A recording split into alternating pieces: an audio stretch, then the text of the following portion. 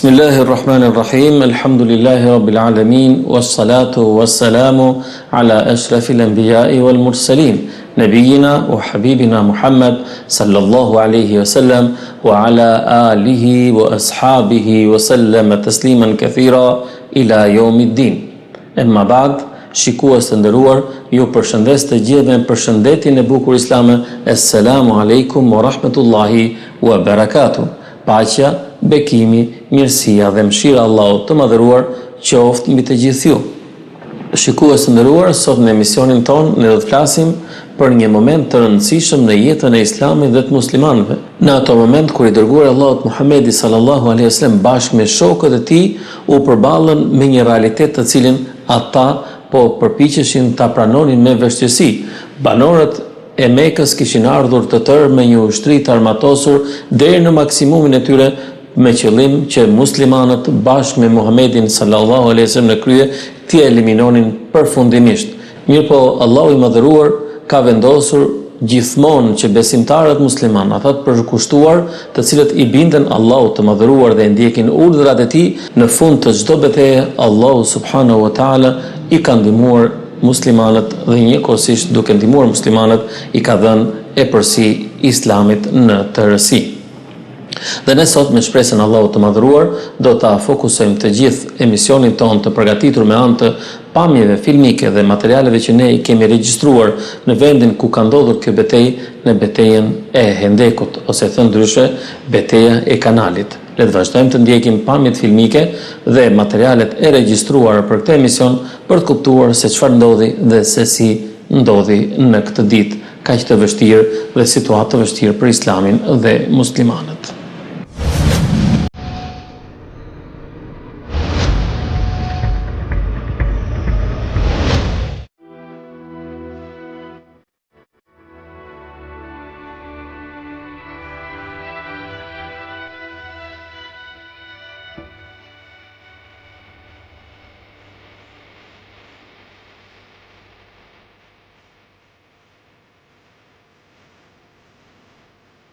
Lufta e Hendekut.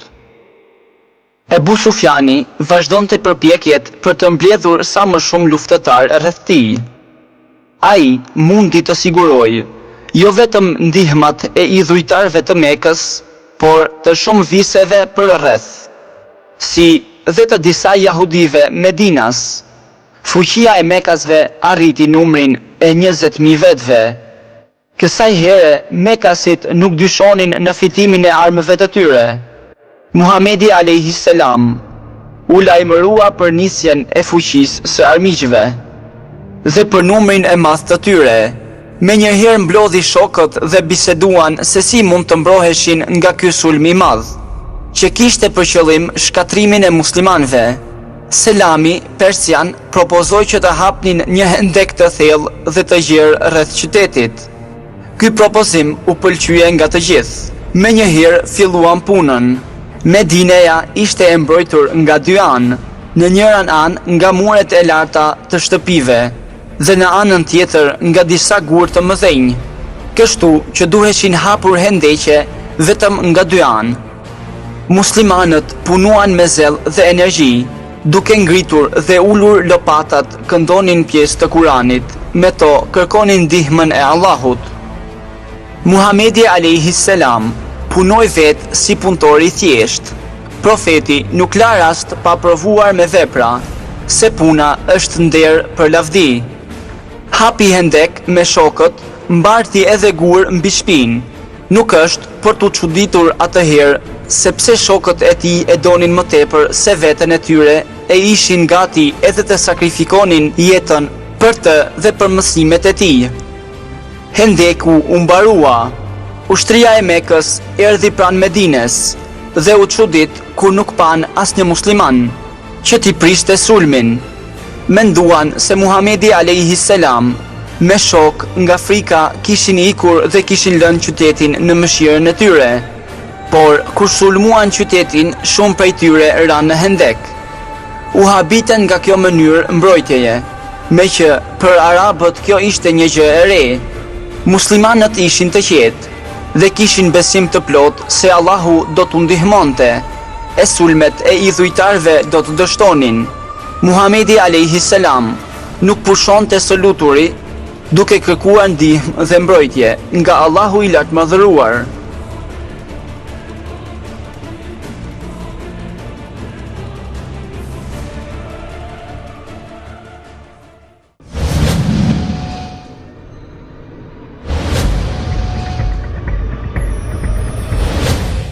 Bismillahirrahmanirrahim. Alhamdulillahi rabbil alamin.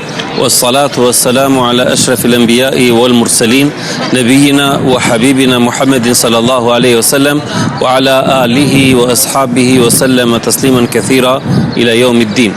Shikues të nderuar, assalamu alaikum wa rahmatullahi wa barakatuh. Sot ne kemi ardhur në vendin që është zhvilluar betejë e Hendekut, ose siç quhet ndryshe betejë e kanalit të hapur. Siç dihet nga historia islame, Kurejshët ishin nisur nga Mekka për të ardhur në Medinë për të bërë një likuidim total të pejgamberit Muhammed sallallahu alaihi wasallam bashkë me shokët e tij.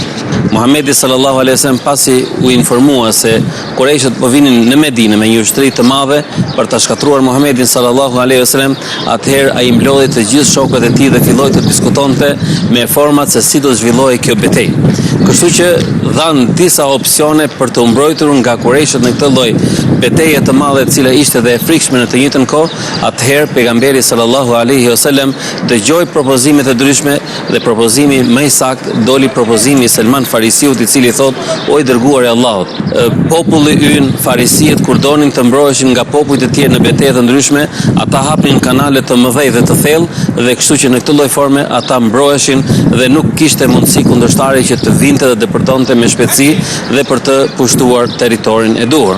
Pejgamberi sallallahu alaihi wasallam pasi u konsultua me shokët e tij, vendosën që të hapin Hendekun e madh, kanalin e madh në të cilën ata do të mbroheshin nga Kurejshët që po vinin furishëm nga Mekka e asaj kohe. Muslimanët e asaj kohe bashkë me pejgamberin sallallahu alaihi wasallam kanë fushuar pikërisht në këtë vend ku ne jemi duke qëndruar tani, dhe kanë punuar me ditë të tëra, janë lodhur, janë raskapitur dhe janë munduar pafundësisht duke hapur kanalin deri në atë fazë në cilën ata e mbaruan atë.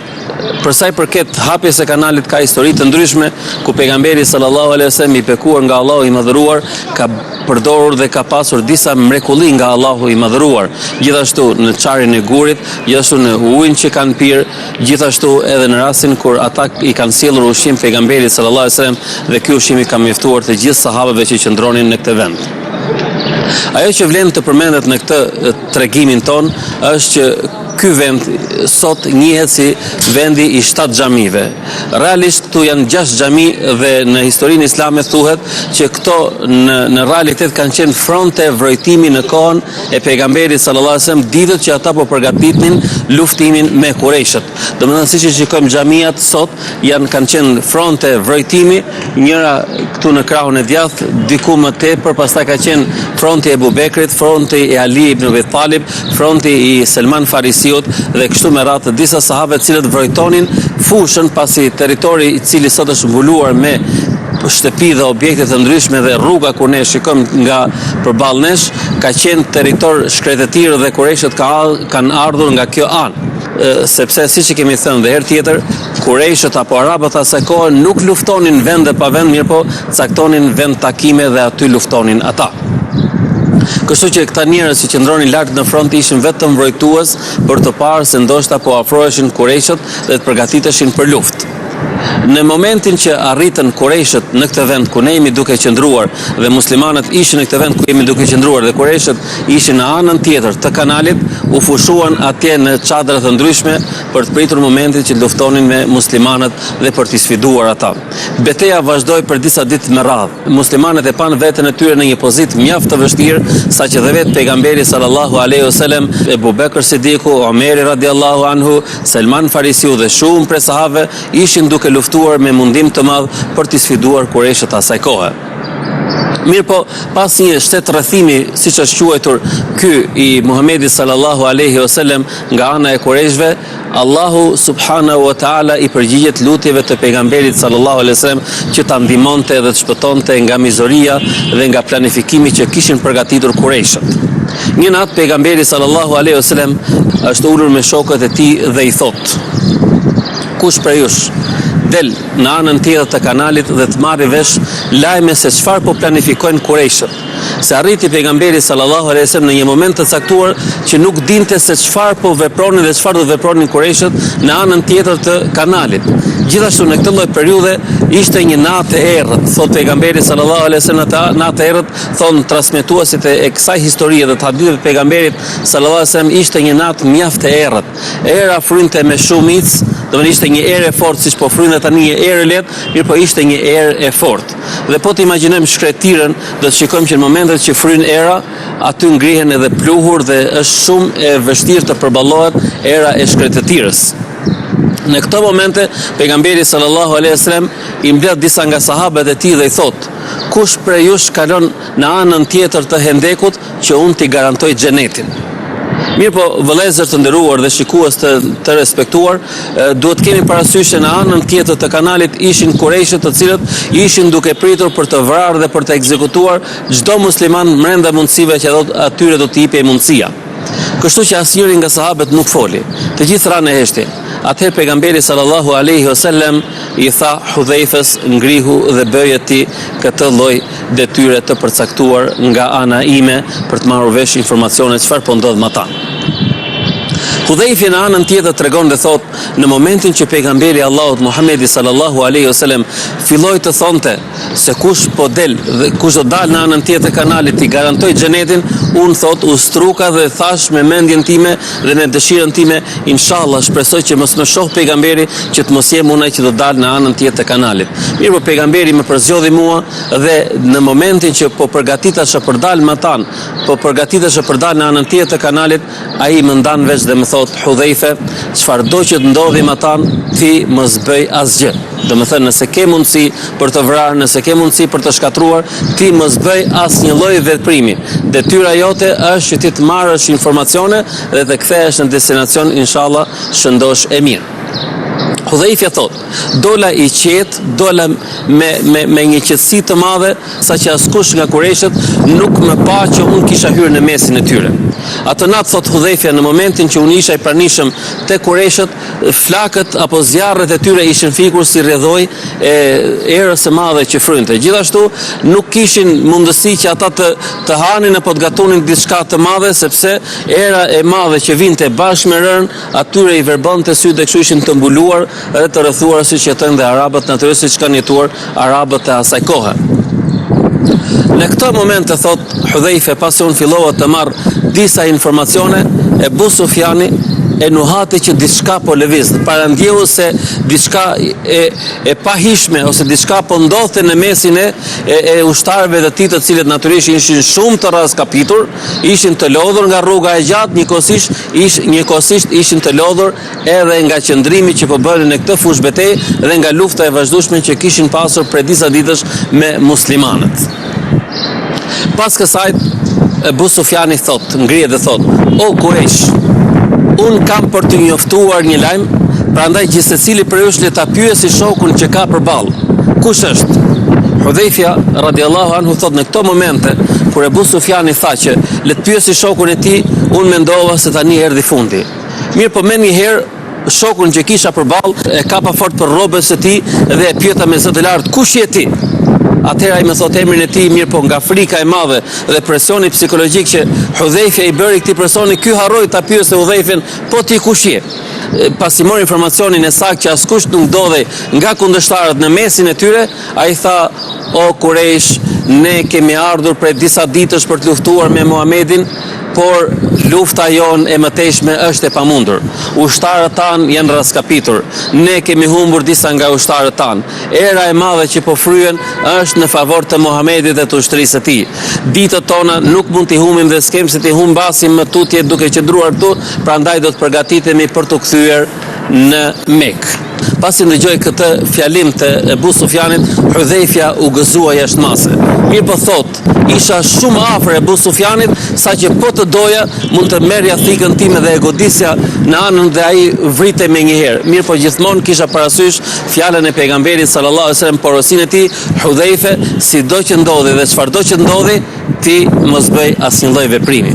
Pasi mbaroi kjo qetësi dhe filluan njerëzit të përgatiten për të kthyer në Mekë, unë vjedhurazi arrita dhe u ktheva tek Hendeku dhe pastaj dola tek pejgamberi sallallahu alaihi wasallam dhe i dhash atij sqariqin e madh në të cilin pejgamberi sallallahu alaihi wasallam natyrisht u gëzuan gjithë sahabët e pejgamberit sallallahu alaihi wasallam dhe kështu mbaroi kjo betejë e madhe midis muslimanëve dhe kurejshëve të asaj kohe. Allahu e ruajti pejgamberin, i ruajti besimtarët dhe i dha një argument tjetër që ndihma e Allahut të madhëruar është gjithmonë me ata që ndjekin rrugën e tij. Tani, shikues të nderuar, ne kur vim besimtarët musliman nga trojet tona, kur vinë në haxh apo vinë në umre, kur bëjnë vizitë në këto vende, nuk kanë për qëllim që të vinë dhe të shikojnë apo të bëjnë ndonjë ibadet, sepse ne shikojmë në këto ditë kur vim dhe vizitojmë këto vende të shenjta, këto vende historike, shikojmë që njerëzit bëjnë veprime të gabuara, të cilat nuk kanë lidhje me atë që na mëson dituria dhe edukata islame. Në këto vende vihet dhe ne vim vetëm për të parë dhe për të kujtuar ato gjurmë, për të kujtuar ato ditë, për të shkelur në gjurmët që ka shkelur pejgamberi sallallahu alaihi wasallam dhe inshallah kjo na bën më tepër dobi që ne të kuptojmë ato ditë vështira dhe inshallah besimi ynë të shtohet më shumë kur kujtojmë momentet e vështira që Muhamedi sallallahu alaihi wasallam i ka kaluar bashkë me shokët e tij. Domethënë, kur ne të vim në këto vende të shenjta, nuk është e nevojshme që ne të marrim dhe të puthim gurët, nuk është e nevojshme që ne të bëjmë mbishkrime të ndryshme në vende të ndryshme kudo që të na jepet mundësia, nuk është e nevojshme që ne të falim namaz special në këto vende, mirë për ne kërkohet vetëm meditim dhe përkujtim i Allahut subhanahu wa taala, i pejgamberit sallallahu alaihi wasallam, shokëve të tij, dashamirëve të tij, farefisit të tij dhe të gjithë ata njerëz që nderuan dhe kështu e lutim Allahun subhanahu wa taala të na falë, të na mëshirojë dhe të na bashkojë me pejgamberin Muhammed sallallahu alaihi wasallam ditën që njerëzit do dalin përpara Allahut krijuesit gjithësisë. Selamu alaikum wa rahmatullahi wa barakatuh. Paqja, bekimi, mirësia dhe mëshira e Allahut të madhëruar qoftë mbi të gjithë ju.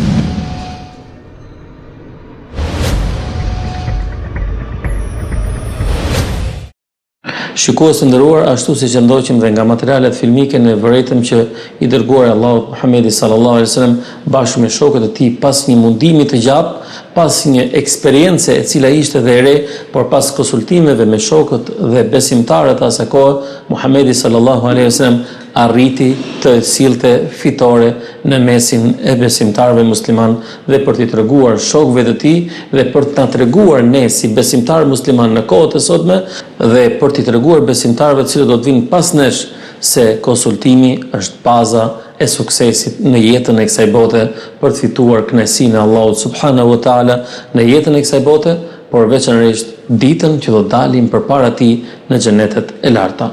Këtu përfundon emisioni jonë i sotëm në ciklin Aty ku shkelën profetët. Le të vazhdojmë me emisionet e tjera deri atëherë.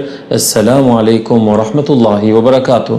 Paqja, bekimi, mirësia dhe mëshira e Allahut të madhëruar qoftë mbi të gjithë ju.